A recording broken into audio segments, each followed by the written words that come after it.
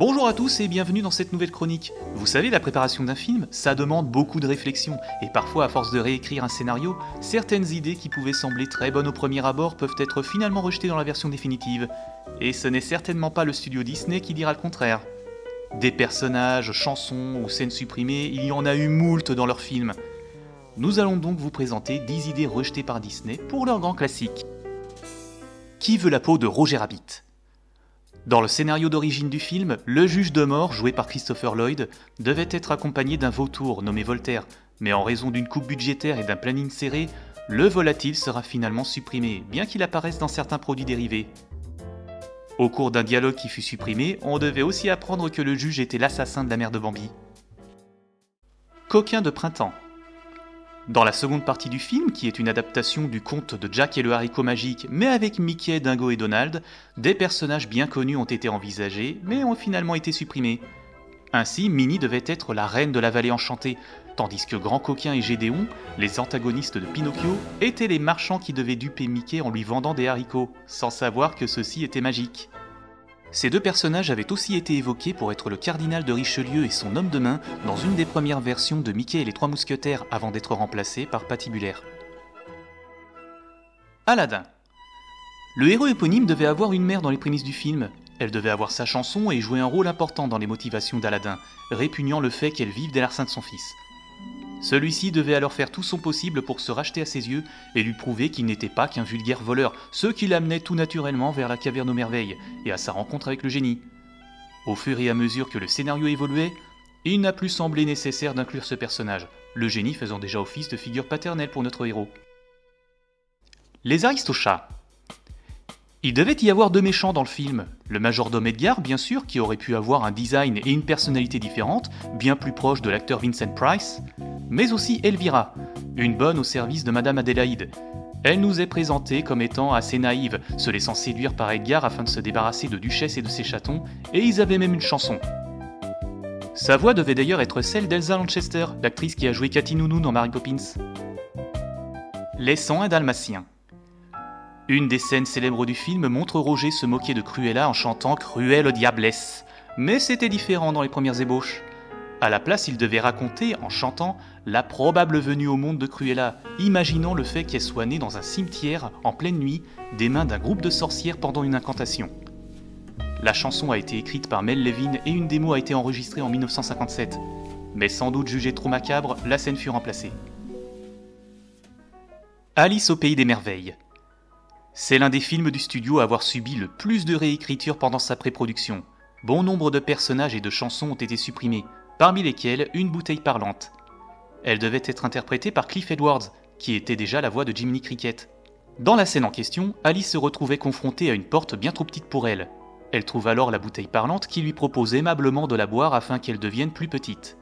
La jeune fille se méfie en répondant qu'il pourrait s'agir de poison, ce qui vexe profondément la bouteille.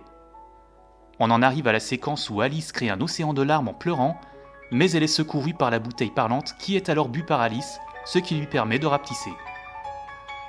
Il s'agit d'un personnage original qui n'apparaît pas dans le roman de Lewis Carroll, mais il sera remplacé par la poignée de porte, un autre personnage inédit, lui aussi créé par les scénaristes pour les besoins du film.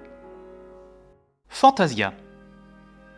Le principe du film est qu'il y a plusieurs petits films différents dans un seul long métrage, et chaque partie doit être inspirée d'une musique classique. Comme vous devez vous en douter, plusieurs histoires n'ont pas été retenues, parmi lesquelles Aventure dans un landau. Adaptée d'une pièce musicale écrite par John Alden Carpenter en 1914, elle devait simplement suivre la promenade d'un bébé dans un landau.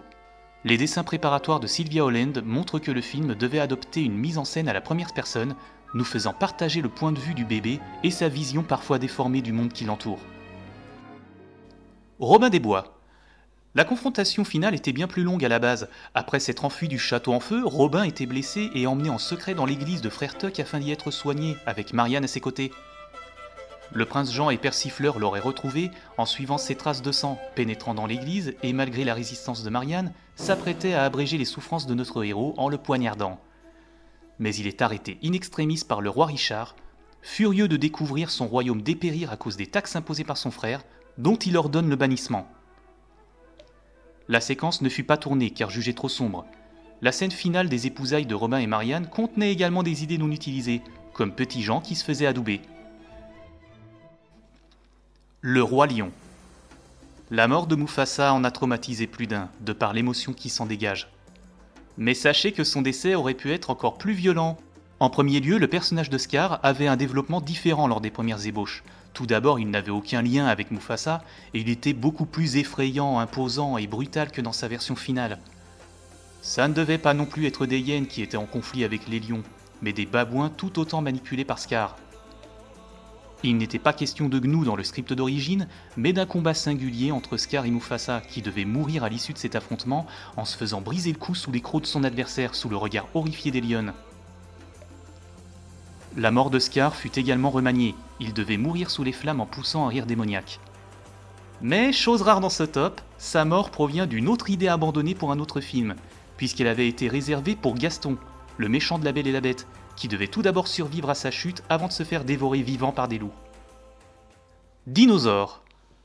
C'est un film assez méconnu du studio aujourd'hui, où l'on suivait l'épopée d'un groupe de dinosaures en images de synthèse et d'une famille de lémuriens. Mais à l'origine, il devait s'agir d'un film tout à fait différent, très loin du divertissement familial, et qui devait être mis en scène par nul autre que le réalisateur de Basic Instinct, Paul Verhoeven. Le projet est né à la fin des années 80 grâce à la rencontre entre Verhoeven et le maître des effets spéciaux Phil Tippett, alors qu'ils travaillent tous les deux sur Robocop. Tippett s'occupait de l'animation en image par image du terrifiant ED-209, qui donna l'idée aux deux hommes de réaliser un long métrage sur des dinosaures. Il devait s'agir d'un film entièrement muet, à la violence insoutenable, et qui devait se finir sur les prémices de l'extinction des dinosaures. Ceux-ci devaient être des animatroniques et des figurines animées en volume. Le scénariste Waylon Green écrira un script et le projet est vendu à Disney. Mais le studio n'approuve pas le ton que voulait employer Verhoeven et surtout le fait qu'il ne devait contenir absolument aucun dialogue, lui imposant même l'ajout d'un narrateur en voix off. Plus tard, le succès de Jurassic Park avec ses créatures en images de synthèse convaincra les cadres du studio de changer complètement la direction du film et d'en évincer ses auteurs. Ce qui aboutit à un film grand public et en 3D. Des idées abandonnées, il y en a eu plein d'autres, mais on aura bien le temps d'en reparler dans une prochaine vidéo. Sur ce, je vous dis à la prochaine et surtout, portez-vous bien!